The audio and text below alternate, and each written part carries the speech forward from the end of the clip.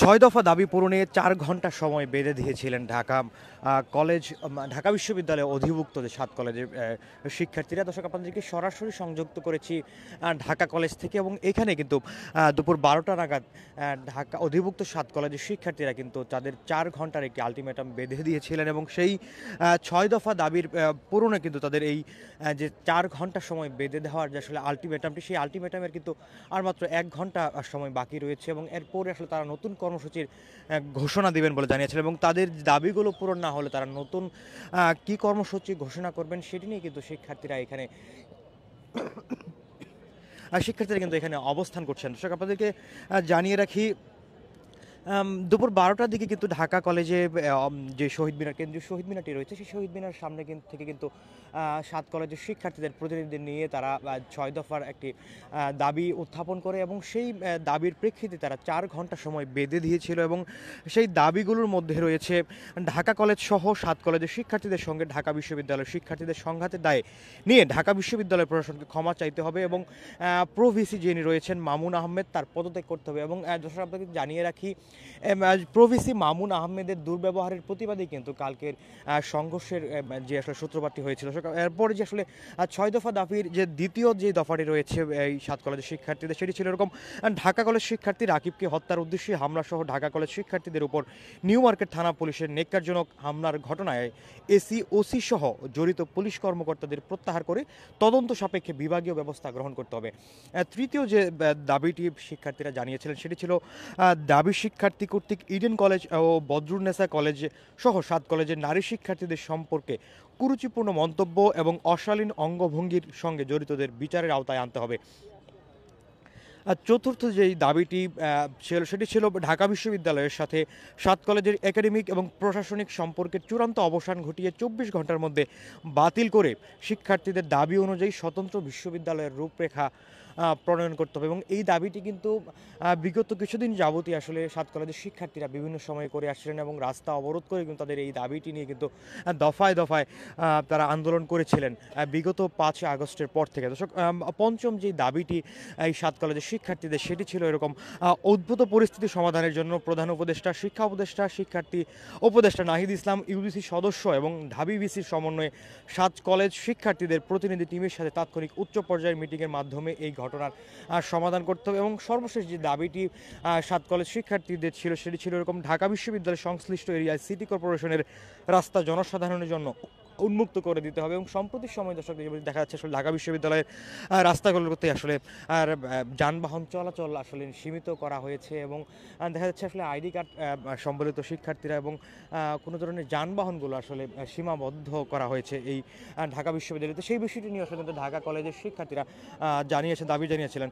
দর্শক, এর আগে আসলে গতকালকে যে ৫ দফা দাবি নিয়ে কিন্তু ৭ কলেজের শিক্ষার্থীরা ঢাবি প্রভৃতির সঙ্গে আলোচনা করতে গেলে সেই সময় দুর্ব্যবহার করেন বলে অভিযোগ করেছিলেন ৭ কলেজের আন্দোলনকারী শিক্ষার্থীরা, এবং এমন অভিযোগে কিন্তু সন্ধ্যা ৬টা থেকে সায়েন্স ল্যাবরেটরির মোড় অবরোধ করেছেন তারা, এবং এই সময় প্রভিসি ডক্টর মামুন আহমেদকে ক্ষমা চাওয়ার জন্য একটি সময় বেঁধে দিয়েছিলেন ৭ কলেজের শিক্ষার্থীরা, এবং তাতে সাড়া না পায় কিন্তু রাত 10:30 নাগাদ ঢাকা বিশ্ববিদ্যালয় এলাকায় প্রভিসির যে ডক্টর মামুন আহমেদ রয়েছেন তার বাসভবন অভিমুখে আসলে ঘেরাও করার উদ্দেশ্যে ৭ কলেজের শিক্ষার্থীরা অগ্রসর হয়েছিল, এবং সেখানেই কিন্তু এই সংঘর্ষের সূত্রপাত হয়েছিল। এবং তার পরবর্তী সময়ে ঢাকা বিশ্ববিদ্যালয়ের শিক্ষার্থীরা সেই ঘেরাও কর্মসূচি আসলে প্রতিরোধ করে, এবং আইন শৃঙ্খলা রক্ষাকারী বাহিনীর আসলে দেখা গেছে রাতভর রাত ৩টার পরে আসলে সেই সংঘর্ষটি থেমেছে। দর্শক, আপনাদেরকে যদি জানিয়ে রাখি, গতকাল রাত যে আসলে 11টার দিক থেকে যে সংঘর্ষটি শুরু হয়েছিল, ধাওয়া পাল্টা ধাওয়ার যে ঘটনা, ইট পাটকেল নিক্ষেপ, এতে কিন্তু বেশ কয়েকজন শিক্ষার্থী আহত হয়েছেন, এবং পাশাপাশি পুলিশ কর্মকর্তা এবং সাংবাদিকরাও কিন্তু আসলে এই যে সংঘর্ষের ঘটনায় আহত হয়েছেন।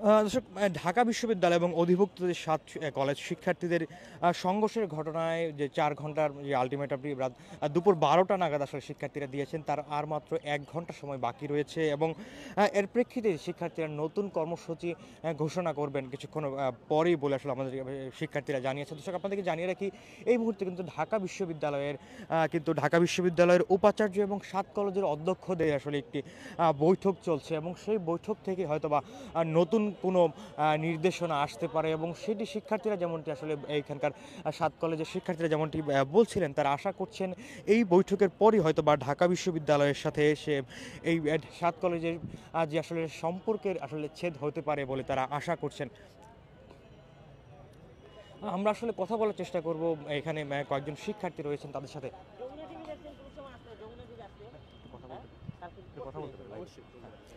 আমরা কথা বলবো। কয়েকজন শিক্ষার্থী, আপনারা কোন কলেজের শিক্ষার্থী?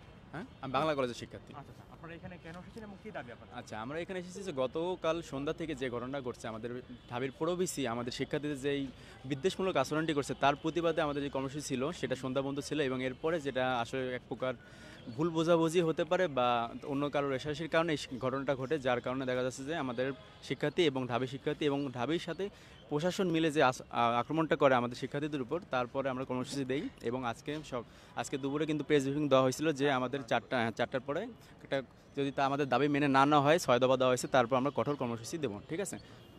এবং মোটামুটি সময় প্রায় শেষের দিকে, এখনও তাদের পক্ষ থেকে আমরা এখনও কোনো সদুত্তর এখনও পাইনি। আমরা এখন অপেক্ষায় আছি কারণ এখন প্রায় ১ ঘন্টা সময় বাকি আছে। আচ্ছা, আপনারা কি ঢাকা বিশ্ববিদ্যালয়ের অধীনে কি আরও থাকতে চান কিনা আপনাদের? না, আমরা ঢাকা বিশ্ববিদ্যালয়ের অধীনে আর থাকতে চাই না এবং এটা আমাদের দফার মধ্যে জানানো হয়েছে।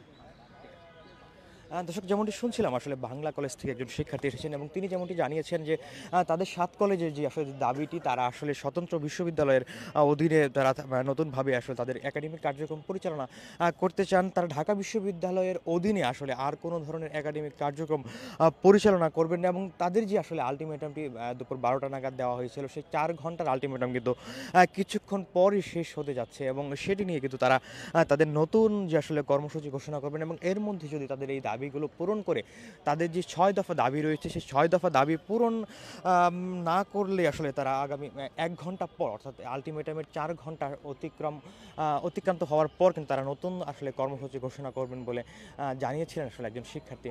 দর্শক, আমরা কথা বলার চেষ্টা করব আরও একজন শিক্ষার্থীর সাথে। একটু কথা বলতে চাই আপনাদের। আমরা আসলে এই ব্যাপারে কিছু বলতে চাচ্ছি না।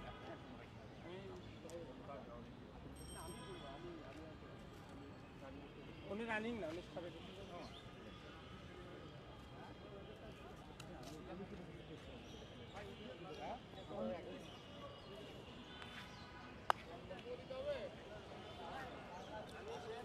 কথা বলতে পারি? কথা বলতে বলেন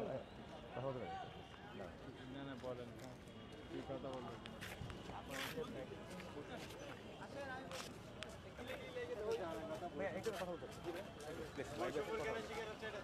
আমরা কথা বলার চেষ্টা করবো আসলে ঢাকা কলেজের শিক্ষার্থীর সাথে। আপনারা কি ধরনের বৈষম্য শিকার হচ্ছেন ঢাকা বিশ্ববিদ্যালয়ের সাথে, আপনারা কেন থাকতে পারছেন না? ঢাকা বিশ্ববিদ্যালয়ের সাথে আমরা থাকতে চাচ্ছি না, কারণ আপনি দেখেন সাধারণত একটা মানে পরীক্ষার রুটিন নিয়ে বলা যাক, তারা যখন রুটিন করে তখন তারা সরকারি ছুটিগুলো দেখে না, তখন তারা মনে করলেন সোমবার বৃহস্পতিবার এইভাবে পরীক্ষার রুটিন করে। পরবর্তীতে দেখা যায় যে কোনো এক সরকারি ছুটি আসলে পরে তারা তৎক্ষণাৎ ওই রুটিনের পরীক্ষাটা স্থগিত করে এবং ২ মাস ১ মাস এমনও রেকর্ড আছে ৩ মাস পরবর্তীতে তারা ওই পরীক্ষাটা মানে আয়োজন করে।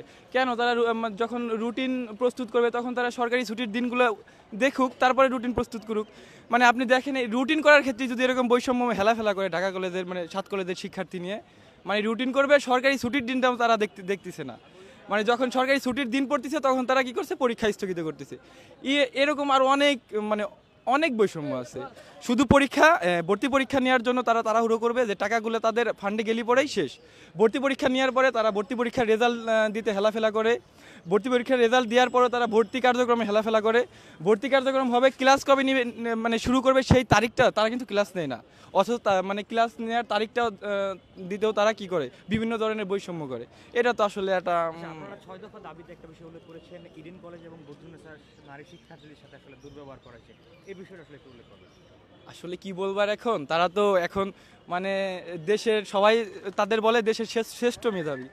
আসলে তারা মেধাবী, কিছু কিছু ক্ষেত্রে মেধাবী, আর কিছু কিছু ক্ষেত্রে তারা মানে একটা কথা আছে যে কিছু কিছু ক্ষেত্রে তাদের মানে জ্ঞানটুকু মানে পদতলে চলে আসছে।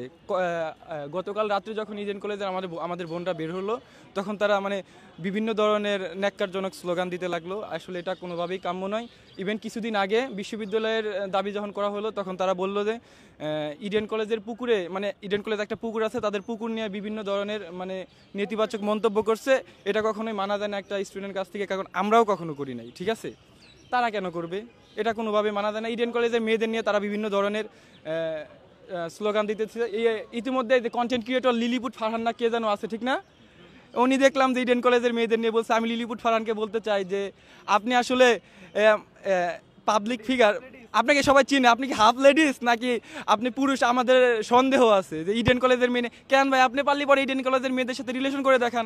আপনি কেন মানে বিভিন্ন ধরনের নেতিবাচক মন্তব্য করেন? আপনাকে যদি ঢাকা কলেজের সামনে আমরা কখনো পাই, আপনাকে ভাই জানেন কি মাইটটাতে দিব ভাই, আপনি ভালো হয়ে যান ভাই। আমি এইটুকুই বলবো, আর বেশি কিছু বলবো না। আলটিমেটামের 1 ঘন্টা সময় বাকি আছে, এর মধ্যে যদি দাবি পূরণ না হয় আলটিমেটামের 1 ঘন্টার ভিতরেই আমরা আশাবাদী ঢাকা বিশ্ববিদ্যালয়ের প্রশাসন এই সবগুলো দাবি মেনে নেবে, এবং যে আমাদের বিশ্ববিদ্যালয় রূপান্তর কমিটির সাথে যারা আছে তারাও এটা মেনে নেবে আমাদের ধারণা। আর যদি মেনে না নেয়, তাহলে 1 ঘন্টা পর আপনারা দেখতে পারবেন ঢাকা কলেজ সহ আর বাকি যে 6 কলেজ আছে তারা কি করতে পারে। দর্শক, যেমনটা আসলে শুনছিলাম, যেমন ঢাকা কলেজ একজন শিক্ষার্থী যেমনটি বলছিলেন, তাদের এই 1 ঘন্টা সময়ের মধ্যে যদি আসলে আলটিমেটামটি, তাদের যেই আলটিমেটামটি দিয়েছেন 4 ঘন্টা, সেই আলটিমেটাম কিছুক্ষণ পরে আসলে শেষ হবে, এবং এই আলটিমেটামের মধ্যে কিন্তু যদি তারা তাদের দাবিটি আসলে মেনে নেওয়া না হয়, তাহলে তারা নতুন আসলে কর্মসূচি এবং কঠোর ধরনের কর্মসূচি ঘোষণা করবেন। এবং শিক্ষার্থী আসলে যেমন হুঁশিয়ারি করলেন যে তারা কি করবেন সেটা যেন আসলে দেখে দেশব্যাপী, সেই বিষয়টি তারা আসলে বলছিলেন। দর্শক, এই ছিল ঢাকা কলেজ থেকে ঢাকা বিশ্ববিদ্যালয় তাদের যে আলটিমেটামটির 6 দফা দাবির প্রেক্ষিতে যেই 4 ঘন্টার আলটিমেটামের এই সর্বশেষ পরিস্থিতি।